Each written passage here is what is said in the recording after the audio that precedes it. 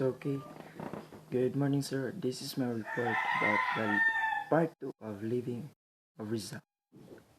So, when he was in Rizal's, he would go almost every day to go gymnasium to firing practice.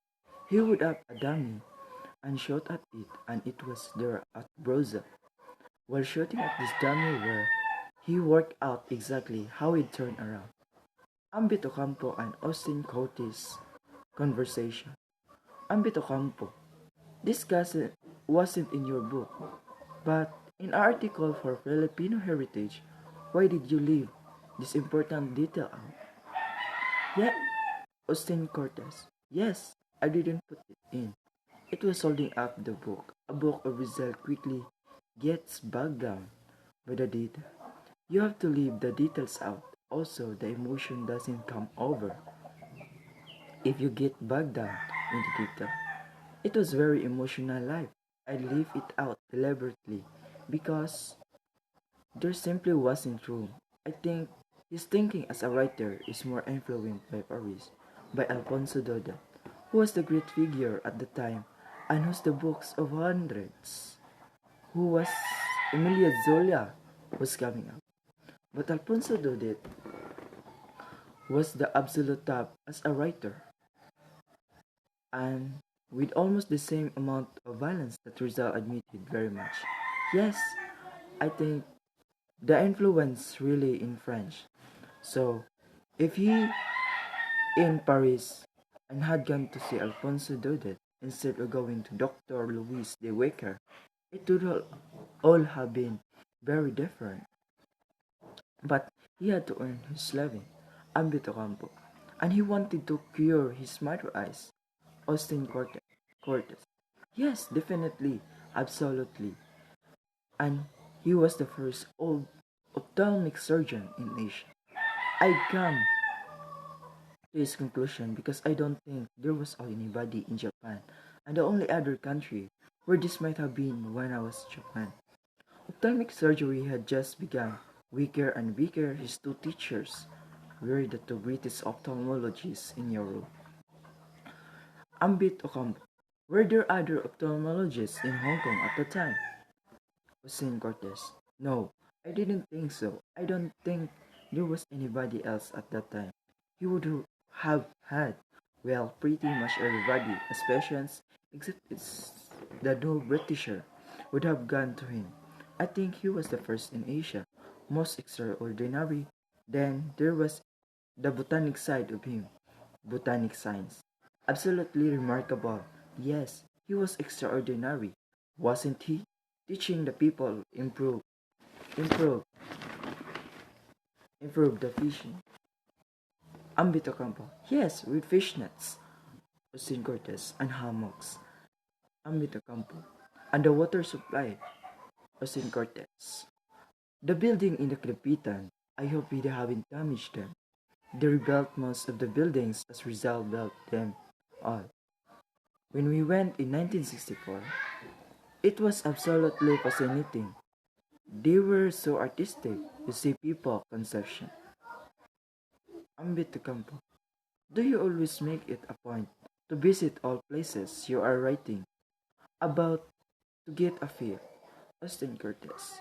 With Rizal, yes, to get a feel of it and to meet people who might have known him. Borromeo in Cebu was one of his students, and who else? A lot of people in the Pitan knew Rizal in those days because they had filters. Fathers who have been a Rizal school. They showed me where the houses were at the time. You couldn't fight anymore. The real reason why Rizal was not commemorated was that, of course, when ideas started off for independence, the whole attention of the world was focused on India because it was the giant.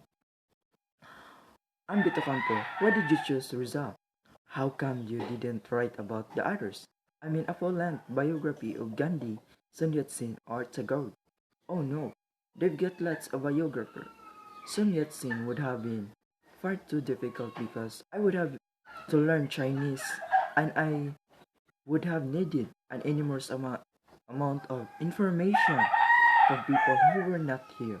Then, don't forget that communism had taken over China, and it was all too difficult. Tagore, well, his son-in-law wrote a nice book, and Tagore was a writer himself. Gandhi, there were lots of satisfactory, as I saw from the biographies. I wrote on my first day in Manila and read. When I read them, I realized that these are absolutely geared to the Philippine reader and was not to anybody outside the Philippines. Furthermore, whenever the author ventured into my country outside the Philippines, he made one mistake after another. Everything was wrong. The balance, the importance of the people that Rizal made everything was out of the focus of when he when balanced because they don't know about the countries and the translation from German was simply having been done from Spanish or the German into Spanish or English. By the time it got to English, it was really watered down. My translation of various bites from result journals were done straight from the original German and French. I put the biographies away in 1950. It was on a ferry going to my island home on Cheong Chau, and I brought Noli Me Tangere in the Derbyshire translation. And there I was chuckling and laughing helplessly. It was absolutely that has one how novels in those days. Results was such fun and of course in the filly the priest talking his mistress in French. Oh boy, I'm bit Ocampo. But which of the two novels do you like more? Saint Cortes. Oh, Noli is the better novel actually. Ambit Ocampo. The Filipino the filly is so serious. Ambit ay Austin Cortes. Simeon is not quiet, believable. Is he? He's not meant to be, of course, and to us I remember that they are political novels. They were not written as literature. They were meant to be a politic. The great flop of any writer is the fact that do you remember Capitan Tiago? My God, you do. And you do remember Maria Clara? Of course. You do have them all. You remember Simon. You remember them all of them. Once you have seen those characters on the stage, absolutely superb and also so very funny. As I said in my book, unfortunately, you have to know the Philippines in order to really understand how funny it is. I think even today, you can understand Ambit Ocampo. This Rizal book was published 20 years ago. Of course, in 2 decades, there are contained certain facts that come out. Your viewpoint changes. Would you rewrite? No, I will leave it exactly as it is. It's a very thought out work better to live. I eat exactly as it is. So, ambit Ocampo.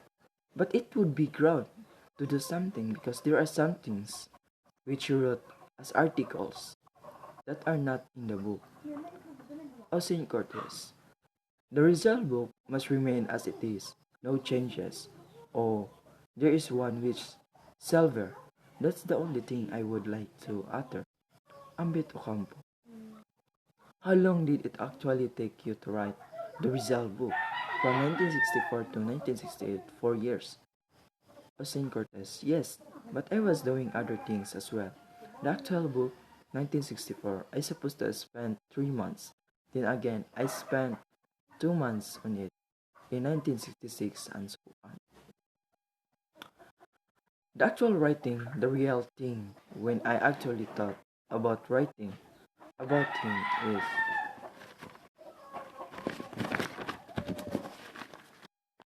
years of thought, not all